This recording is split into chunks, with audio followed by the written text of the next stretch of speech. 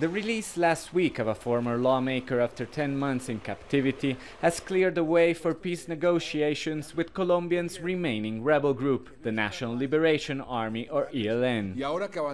Now that we are advancing with the ELN, we will have a complete peace. President Santos had set the release of Odin Sanchez as a precondition for the talks that will now start Tuesday in Ecuador, but many obstacles lie ahead.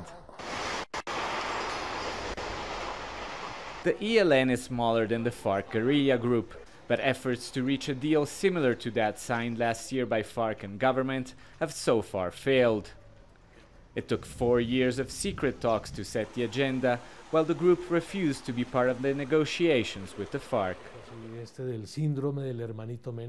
I think there's been a bit of a younger brother syndrome. The younger brother puts the older brother's clothes on, he does what the older brother tells him to do, and he's treated accordingly to what the older brother has achieved. This has definitely played a role, and the ELN wants to show that they're different.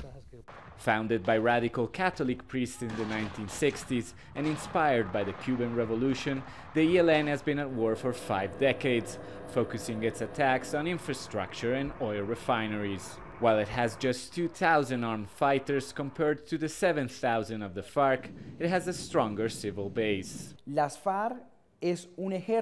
FARC is an army that wants to do politics. The ELN is a political organization trying to wage war. You can't measure the ELN's strength by the armed men they have. It's a guerrilla group with a much larger social and political base, and unlike the FARC, they are present in urban areas.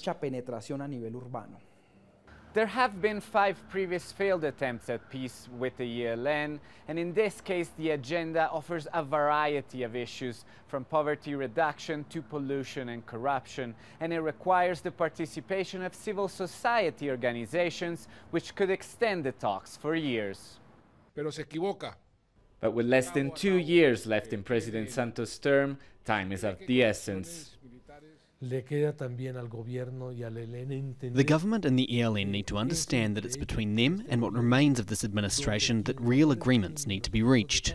A tricky road ahead that could though bring the end of all political violence that for too long has inflamed the country. Alessandro Rampietti, Al Jazeera, Bogota.